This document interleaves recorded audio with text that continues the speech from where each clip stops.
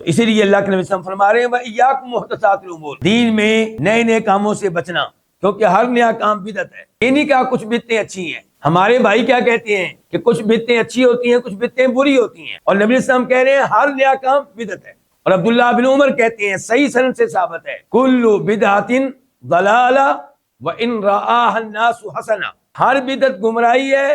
چاہے لوگ اس کو بدعت حسنہ سمجھیں، اچھی بدعت سمجھیں۔ حدیث بھی یہی کہہ رہی ہے، صحابی بھی یہی کہہ رہے ہیں۔ اور امام مالک رحمہ اللہ فرمایا کرتے تھے کہ من ابتدع بدعۃ یراها حسنۃ فقد زعم ان محمد خان الرسالہ، جو کوئی بدعت کرے اور بدعت کو کہے بدعت حسنہ اچھی بدعت ہے، تو اس نے یہ دعویٰ کیا، گویا کہ اس کا یہ دعویٰ ہے، یعنی کہ جو کسی بدعت کو بدعت حسنہ کہے گویا کہ اس کا دعویٰ یہ ہے کہ نبی علیہ السلام نے اللہ کا دین پہنچانے میں خیانت کی ہے، کیونکہ ظاہر ہے کہ یہ کام جو نیا کام ہے، جس کو یہ اچھا کہہ رہا ہے، جس عبادت کو یہ اچھا کہہ رہا ہے، وہ اللہ کے نبی نے تو بیان نہیں کی، اور اللہ کہتے ہیں کہ میں نے دین کامل نازل کیا ہے۔ امام مالک کہتے ہیں اللہ کہتے ہیں کہ الیوم اکملت لکم دینکم، تو اللہ کہتے ہیں میں نے دین مکمل کر دیا، اور یہ کہتا ہے کہ جو ابھی عبادت میں نے نکالی ہے یہ بدعت حسنہ ہے، اس کا مطلب یہ ہے کہ نبی علیہ السلام سے نعوذ باللہ گڑبڑ ہوئی ہے، آپ نے وہ بدعت وہ عبادت پہنچائی نہیں ہے، تو اس کا مطلب یہ ہے کہ یہ آدمی نعوذ باللہ نبی علیہ السلام پہ تہمت لگا رہا ہے۔ تو آپ اندازہ لگا سکتے ہیں کہ بدعت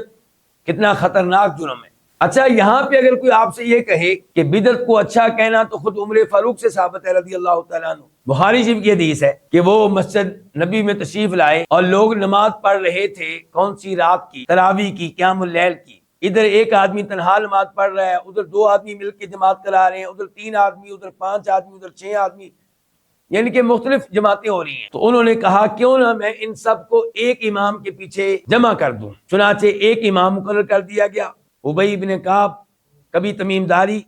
اور ان سے کہا گیا کہ ایک امام کے پیچھے آپ کی نماز پڑھیں۔ پھر جناب عمر فاروق آئے ایک دن معائنہ کرنے کے لیے، دیکھنے کے لیے منظر، تو بڑے خوش ہوئے یہ منظر دیکھ کر، اور کیا کہا تھا نعمت البدعۃ ہذہ، یہ کتنی اچھی بدعت ہے۔ تو جناب عمر فاروق سے ثابت ہو گیا بدعت کو کیا کہنا، اچھا کہنا۔ تو آج وہ لوگ جن کو بدعات سے محبت ہے وہ کہتے ہیں لو جی بخاری سے عمر فاروق سے ثابت ہو گیا کہ کئی بدعتیں کیا ہوتی ہیں، اچھی ہوتی ہیں۔ ہم نے کہا بھی ہم نے تم کو حدیث سنائی تھی کہ نبی اسلام کہہ رہے ہیں ہر نیا کام بدعت ہے اور ہر بدعت گمراہی ہے۔ جناب عبداللہ بن عمر نے بھی یہی کہا ہے ہر بدعت گمراہی ہے چاہے لوگ اس کو بدعت حسنہ کہیں، امام مالک نے بھی یہی کہا ہے۔ تو اب جناب عمر فاروق کے اس قول کا پھر مطلب کیا ہے؟ دیکھیں، ایک بدعت ہوتی ہے شرعی، ایک ہے بدعت لغوی۔ بدعت کا لفظ دین اسلام نازل ہونے سے پہلے عربی زبان میں موجود تھا یا موجود نہیں تھا؟ موجود تھا، تو اس لیے اس لفظ کا ایک اپنا معنی ہے لغت کے لحاظ سے، اور ایک اس کا معنی ہے شریعت کے لحاظ سے۔ تو جناب عمر فاروق کا مطلب یہ تھا کہ نعمت البدعۃ ہذہ،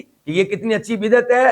وہ بدعت کا لفظ استعمال کر لیتے عربی لغت کے لحاظ سے۔ آئیے آپ کو مزید بات سمجھاتا ہوں۔ ایک امام کے پیچھے تراویح کی نماز پڑھنا، کیا یہ کام جناب عمر فاروق کے زمانے میں ہوا تو یہ پہلی بار ہوا تھا یا اس سے پہلے بھی کبھی ہوا تھا؟ نبی علیہ السلام نے خود 3 راتیں صحابہ کرام کو تراویح کی نماز پڑھائی تھی، رمضان کا قیام کرایا تھا، تو اس کا مطلب یہ ہے کہ یہ کام پہلے ہو چکا ہے۔ جناب عمر فاروق کے زمانے میں یہ نیا کام نہیں ہے، لیکن انہوں نے ایک عرصے کے بعد اس کام کو دوبارہ سے کیا ہے، تو اس لحاظ سے یہ نیا کام ہوا کہ ایک عرصے کے بعد ہوا ہے، حقیقت میں نیا کام